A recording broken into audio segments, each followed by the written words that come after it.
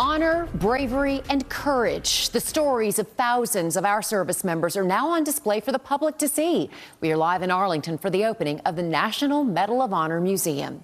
And that is our top story at 4, the opening of the National Medal of Honor Museum. We have team coverage with our Caroline Vandergriff talking to some of the first visitors on opening day. But we want to go ahead and start things off with Doug Dunbar. He is inside the museum. Doug, what are your thoughts at seeing this important part of U.S. military history so far? I mean, from what we can see on the outside, it's gorgeous. Yeah, it is gorgeous without question, Ken. That's a great way to put it. I will say it's a wow moment. It was 3 years ago today that they first turned dirt.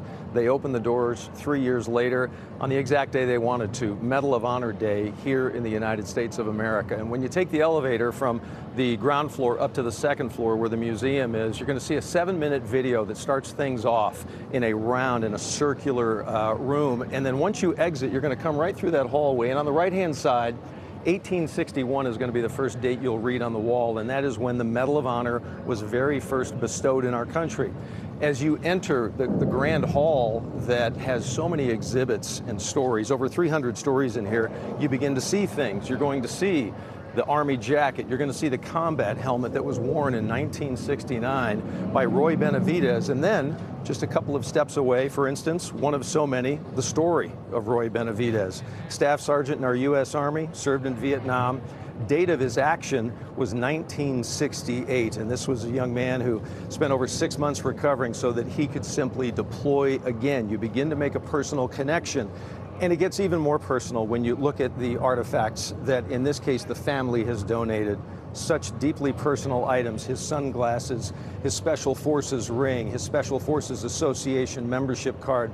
This was the day that he was given the Medal of Honor by President Ronald Reagan. The program from the family has been given, his ribbon, obviously his parachutist badge, he was airborne, and then of course the Army ID tags. You know, you begin to read the stories, you see the artifacts, you understand the gravity of the family, in many cases, of those who are no longer with us, turning them over to the museum, putting them in the care of others so that their stories may be perpetuated. It's awe-inspiring. It's much bigger than the last 90 seconds I've been able to show you.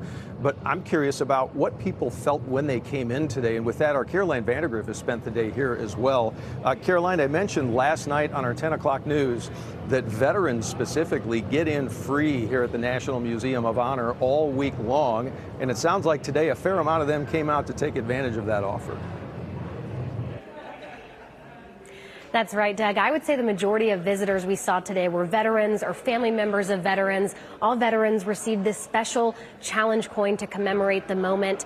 I talked to some who came from Colorado, Alabama, of course, from all across Texas to be here for this opening day, for this special moment, and seeing a permanent home for the stories, the names of all the Medal of Honor recipients brought up a lot of emotions. Coming to the National Medal of Honor Museum feels like visiting a sacred space. I have 105 guys' names on the wall in Vietnam that were in my company. 2 of them are Medal of Honor recipients. Army veteran Richard Grady brought a bus of 75 veterans from Collin County to Arlington to experience the museum. So for them coming out here, it's different than coming out to a ball game. It's different than coming out to a football game, a sporting event, or a concert. This is a very humbling experience. Since the Civil War, about 40 million Americans have served in the U.S. Armed Forces. Less than 4,000 of them have received the Medal of Honor. And he written a book, and he signed it for me. Navy veteran Charlie Garza met one of the recipients, Commander Eugene Fluckey, 25 years ago. Seeing his name on display, along with the stories of all the other service members who went far beyond the call of duty, moved Garza. It means that for the first time in my lifetime, we're truly starting to recognize the courage and the honor and the commitment necessary to defend this nation of ours. He hopes it helps the next generation understand the true cost of the freedom we enjoy today.